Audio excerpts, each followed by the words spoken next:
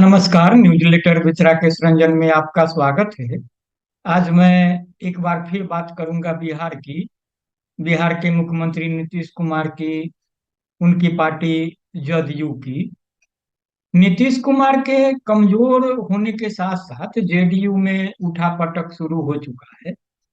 जब राष्ट्रीय अध्यक्ष राजीव रंजन सिंह उर्फ लल्लन सिंह ने अशोक चौधरी के बार बार शेखपुरा जाने पर आपत्ति जताई, तो अशोक चौधरी ने सरेआम ललन सिंह का क्लास लिया।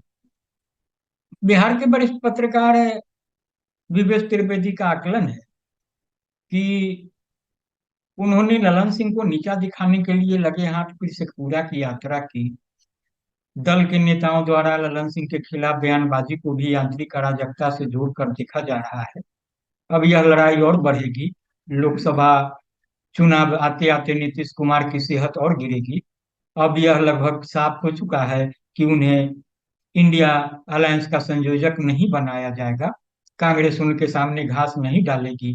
बीमार नीतीश कुमार की बेताबी और तनाव के साथ चिड़चिड़ापन और बढ़ेगा। कहना मुश्किल है कि वे लोकसभा चुनाव के जंग में कितनी मुस्तैदी, सूझबूझ और रणकौशल के साथ अपने सैनिकों का नेतृत्व कर सकेंगे। डॉक्टर के सफल इलाज और कुछ दिनों के आराम, जिसके लिए भी कदापि तैयार नहीं होंगे, के बाद उनकी हालत में सुधार हो सकती है।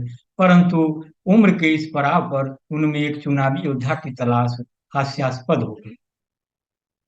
तो विभेष लिखते हैं कि मुख्यमंत्री नीतीश कुमार के महाअवतार के बाद जनता दल यूनाइटेड के सांसद सोच में पड़ गए। हाल में नीतीश कुमार का नया रूप सामने आया है।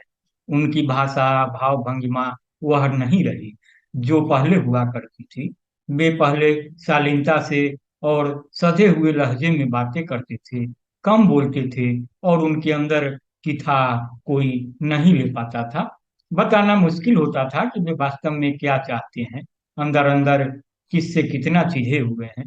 इसलिए लालू प्रसाद यादव ने कहा था कि नीतीश कुमार के पेट में दांत है। अब वे मुखर हो गए हैं, तू तड़ाक बोलने लगे हैं।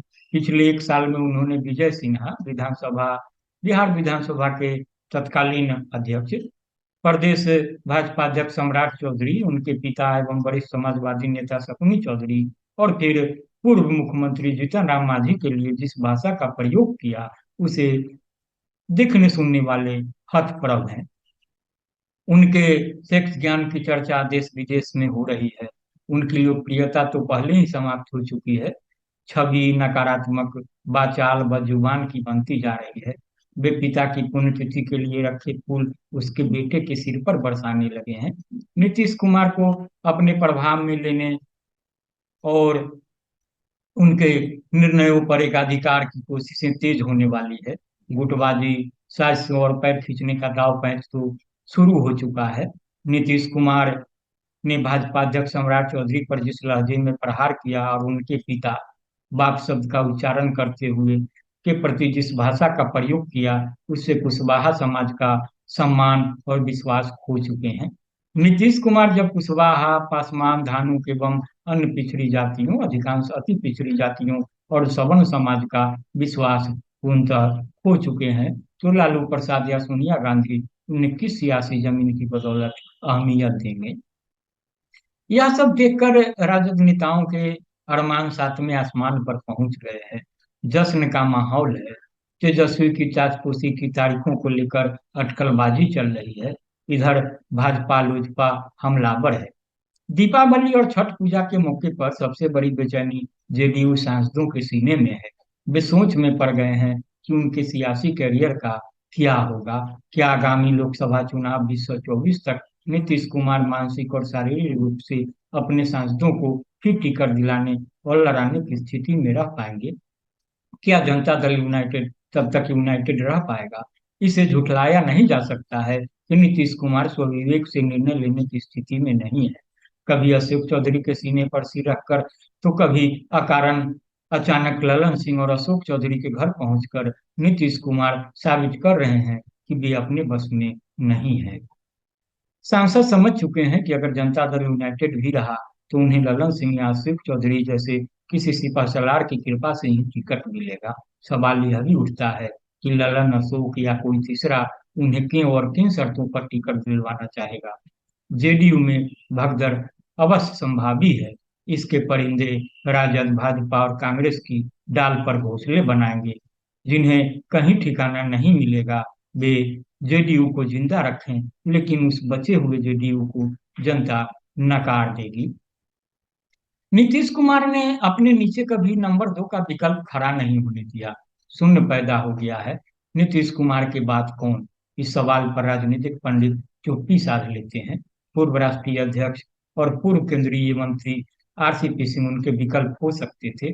हालांकि ललन सिंह और श्रवण कुमार ऐसा आसानी से नहीं होने देते। ललन अशोक की लड़ाई सार्वजनिक हो चुकी है। दोनों एक दूसरे को नीतीश कुमार का विकल्प नहीं बनने देंगे।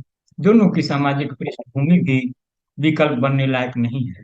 यह कहना मुश्किल है कि जेडीयू में कितने समाजवादी बचे हैं, परंतु जो भी हैं, ललन सिंह या अशोक चौधरी का नेतृत्व स्वीकार नहीं करेंगे। यह अनुमान लगाना मुश्किल है कि कितने वर्तमान सांसद नया आसरा ढूंढने में भाग्यशाली होंगे। सुनील कुमार पिंटू जैसे कुछ सांसद पहले से भाजपा के संपर्क में हैं, परंतु भाजपा के अंदर अपने नेताओं की लंबी कतार है। चुनावी जंग में बाहरी सांसद को वर्दी पहनाकर भीतर घात बगावत को आमंत्रण नहीं दिया जा सकता।